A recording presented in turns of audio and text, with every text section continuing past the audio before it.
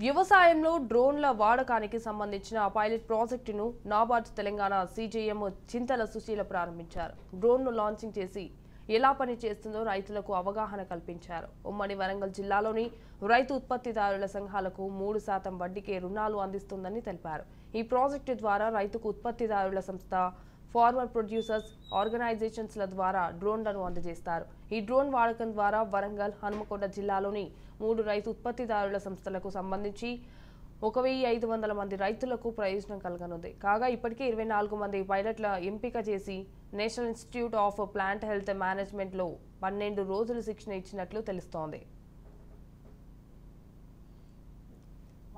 Correct మందు వేయటం. ఇప్పుడు ప్రస్తుతం ఏంటంటే విపరీతమైన మందులు వేయటం వలన మనకి భూమి కానీ ఆ ప్రోడక్ట్ కానీ కమాడిటీ కానీ అంతా చాలా వరకు కన్జంప్షన్ ప్యాటర్న్స్ కూడా మారినాయి. హెల్త్ కూడా హెజార్డ్స్ వచ్చినాయి. ఈ మొదటి డ్రోన్ పైలట్ ట్రైనింగ్ ప్రోగ్రామ్ ఇచ్చున్నాము. అది కూడా ఇది ఫార్మర్స్కి. డ్రోన్ ఇది ఎలాగో నడుస్తోంది కాబట్టి ఇది FPO ఫార్మర్స్కి ఇచ్చున్నాం. ఈ డ్రోన్ పైలట్లు స్టార్ట్ అయ్యి, ఎందుకంటే డ్రోన్ ఫండింగ్కి ఫైనాన్సింగ్ కూడా చాలా ఫెసిలిటీస్ వచ్చి ఉన్నాయి AIF వేరే ఫండ్స్లో.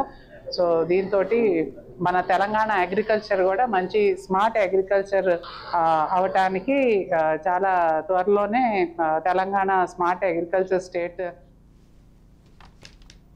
తక్కువ మందు, కరెక్ట్ మందు వేయటం. ఇప్పుడు ప్రస్తుతం ఏంటంటే విపరీతమైన మందులు వేయటం వలన మనకి